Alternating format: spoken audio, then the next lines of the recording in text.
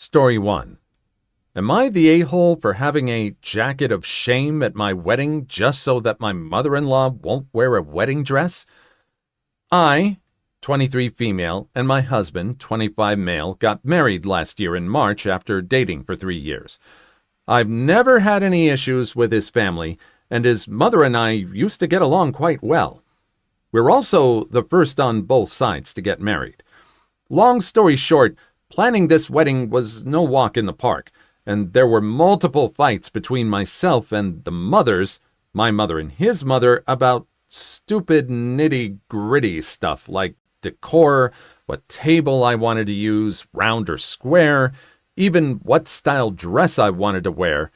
But the cherry on the cake was my mother-in-law's outfit she was planning on wearing. In the 6 months we planned our wedding, I expressed multiple times that the only color guests weren't allowed to wear was white, and even encouraged everyone to go all out with their outfits, prom looks, etc., because who doesn't love dressing up and looking their best? But clearly, this didn't include my mother-in-law. She continued to show me pictures of the outfits she was planning on wearing, all of which were completely white. I tried multiple angles with her, first trying to nudge her in a different color direction, then casually bringing up the no white rule. I even asked my husband and mother to talk to her about not wearing white, as my direct approach didn't seem to work, telling her straight up to not wear white. The moment I realized I needed to think of a serious plan fast was when one of her online orders arrived, and I just happened to be there. Finally, I got to see this outfit, and to be honest, I prepared myself for the obvious, that it would be white, and even consider letting the whole white thing slide with her just to spare myself the mental strain, but I never thought she would order a literal wedding dress. Thank goodness it was one of those expectation versus reality moments, and the dress quality was terrible and went straight to the trash. Now, to what I thought was an excellent plan. After venting to my sister and other bridesmaids about the whole situation, I suggested that there should be some kind of punishment for guests, aka mother-in-law, should they show up in white. And so the jacket of shame idea. My sister helped me shop for the perfect jacket, a yellow reflective jacket you usually see construction workers wear. But the fun didn't stop there. To make sure everyone was aware of the consequences, my sister helped me set up a decorating station at my bridal shower to decorate this jacket of shame, and it turned out to be quite the hit. My friends and family members enjoyed using glitter pens and colorful Sharpies to give the jacket its shame by writing things like, "How dare you show up in white? Are you the bride? I think not." You get the point. Afterward, I explained what the jacket would be used for, that if someone shows up at our wedding wearing white or anything that could be passed off as a wedding dress, will be forced to wear this jacket the moment they step onto the venue, and that the jacket won't be allowed to be taken off, even in official wedding family photos. Maybe I took it too far after someone asked, "But won't that ruin your photos and throw off the whole aesthetic?" And I bluntly replied with, "Not at all. I would frame the photo and hang it up in our house as a reminder/trophy." Needless to say, I never got that photo, and my mother-in-law turned up in an all-black funeral outfit to the wedding. I took it as a win, but I kept getting shade every now and then from his mother and aunt about how inappropriate the jacket was, and that I was such a shrew for forcing the jacket onto my guests. Am I the a-hole? No. You tried being nice, you tried being direct, and this was the way to deal with it, and you did it without going into typical bridezilla behavior and screaming and yelling and being emotional. You were constructive with it. By literally constructing a jacket. It was great. And you can always use Photoshop to edit it out if someone had to have worn that jacket. But it's a perfect solution, not the a-hole. It is your day. Perfect. Story 2. Teacher tells me to keep my camera on during a blood transfusion, then gets mad at me. Yesterday, I, female 16, emailed my teachers and I told them I'll be in the hospital getting an infusion for a chronic illness that I have and a blood transfusion, and I asked if they would mind if I had my camera off for the meetings. All of them said yes, except for my history teacher. She said she needs to know I'm actually in the class. I tried to explain my situation and that I was uncomfortable with the class seeing me in the infusion clinic with my central line. I usually wear sweaters to cover it at home, but it feels weird when I wear a sweater over it during an infusion and all my monitors. She basically said tough and that I need to show up for class. So the class starts and I log on to the meeting, and you can very clearly see the central line in my chest, the IV pole with the unit of blood, the monitors that go on my chest. I forget what they're called. My teacher looked visibly uncomfortable the entire time and emailed me after class saying I made her uncomfortable and what I did was completely unprofessional. I reminded her that she said I had to have my camera on the whole time. I want to clarify a few things for y'all. The reason I still went to class was because I'd already missed a lot of school this year and was starting to fall behind, so I didn't want to miss more school unless it was absolutely necessary. Also, I know there weren't too many comments on it, but I wasn't wearing anything too exposing or anything.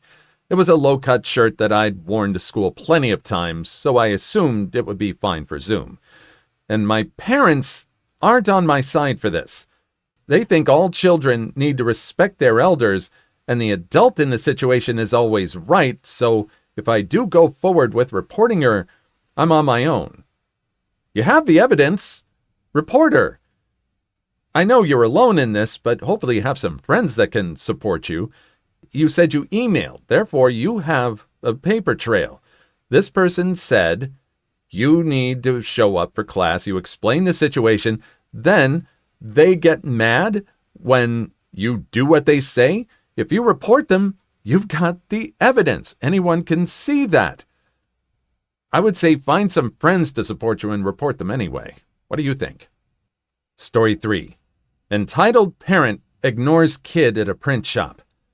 Kid loses finger. I work for a research facility which funds clinics handling patients for our area of expertise. To celebrate our first completely funded sites, we decided to create t-shirts to commemorate our success. I was tasked to design the tees and have them printed and produced for the next conference. I secured a local printer to produce the shirts, and when they were completed, I went to the printers to pick them up. When I got there and produced my invoice, they needed to prepare and wrap them, which would take a few minutes and I could wait in the lobby. While waiting, a woman, entitled parent, and her son, around 5, came in for her order for a family reunion. She barely paid attention to the staff, and when told to wait, she got on her phone, pretty much ignoring her son, who was running all around the lobby, screaming to the top of his lungs. He then decided to run behind the counter towards the back where the printing machines were. The counter clerk tried to get the woman's attention, but she just ignored the clerk and continued talking on her phone. The counter clerk did successfully get the kid to go back into the lobby, but she was called to the back to pick up my package. The kid saw this as his chance to shoot behind the counter and went running into the back. I thought one of the staff would catch him, but they were swamped with orders and just didn't see him run past. By the time someone spotted him, it was too late. There was a loud, high-pitched scream and crying, and then there was a loud commotion, and it appeared everyone was screaming, except the entitled parent, who was still on her phone, oblivious to the chaos coming from the back. That's when another staff member came out carrying the crying kid and holding a bloody towel around his hand and screaming to the receptionist to call 911.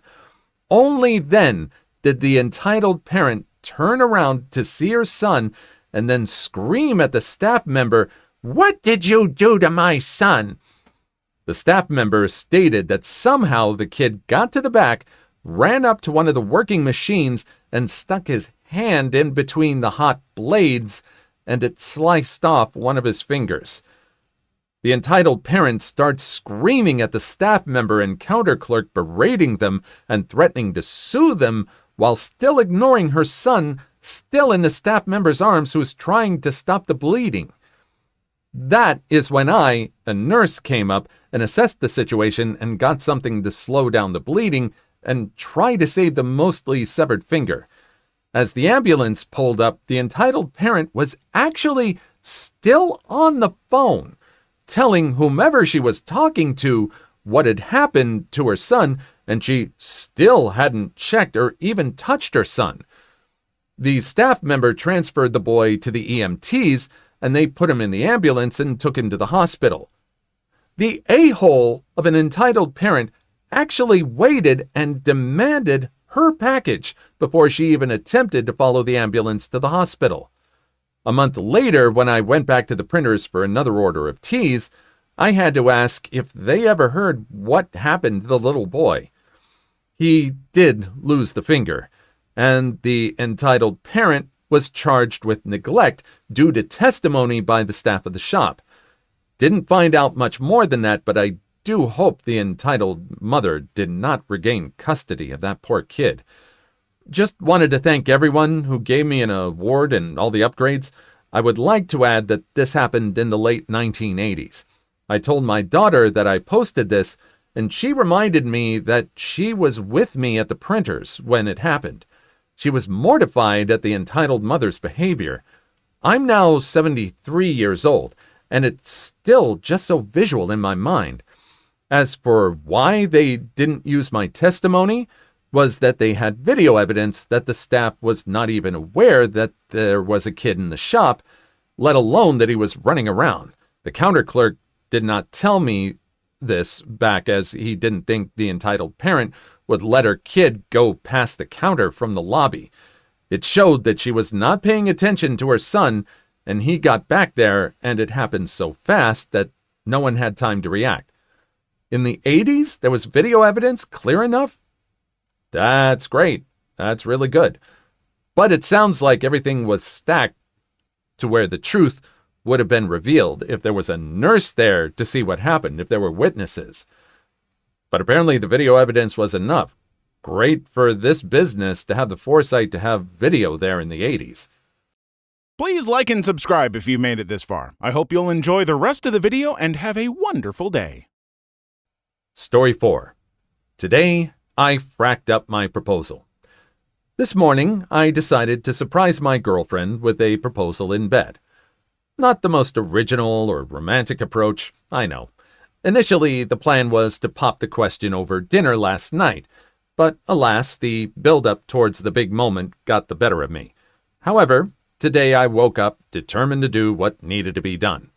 So there I was, on one knee, next to my girlfriend's side of the bed, waiting for her to open her eyes and see me holding the ring. The moment I attempted to wake her, she groaned and rolled over, leaving me with nothing to look at but the back of her head. My heart was beating hard enough to hear. I leaned over my girlfriend and gently tapped her on the shoulder. Instead of waking up like a normal person, she hissed in her sleep like a fracking vampire before elbowing me in the face. I stumbled back and dropped the damn ring. My girlfriend woke up during the commotion, and the first thing she saw was me bleeding from the nose. Not gonna lie, when she rushed over to comfort me, I flinched. The hissing thing she did scared the hell out of me. After all the drama died down, I managed to recover the ring without her noticing. Speaking of recovery, my nose still hurts. Tonight, I'll try again. This time, I'll make sure to propose while my girlfriend is wide awake and still human. Nice of you to be in the moment. Nice of you to do something at the spur of the moment. It just didn't quite work out. Has your fiancé always been like this? Was there any warning signs? Maybe it was not a good idea to try and wake her up? I guess not. Apparently, this was something new, apparently. So, did you go over with the plans and marry the vampire? How was the honeymoon? Story 5. Am I the a-hole because I don't emotionally support my wife's obsession with Taylor Swift? My wife is fully obsessed with Taylor Swift. For the last year plus, that's all she's listened to. Every Taylor Swift album in one continuous loop when she's working out or even just walking around the house doing stuff. Spent $2,000 to go see her recently at the Eras Tour. Probably spent another $200 on merch.